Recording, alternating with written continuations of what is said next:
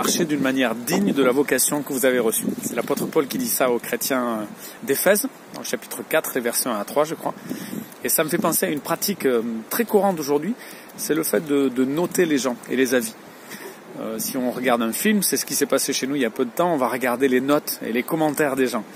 C'est pas foncièrement mauvais, mais ça peut être quand même assez négatif.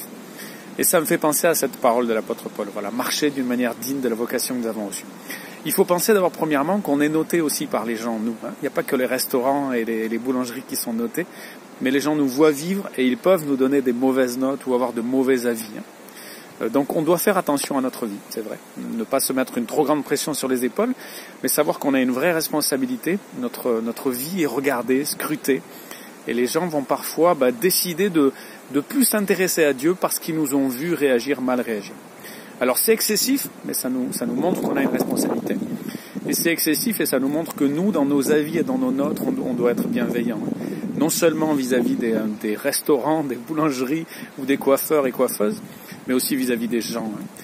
La note qu'on peut attribuer d'abord aux gens, l'avis qu'on peut avoir sur eux est peut-être faux. Donc ça nous invite à beaucoup d'humilité, beaucoup de bienveillance.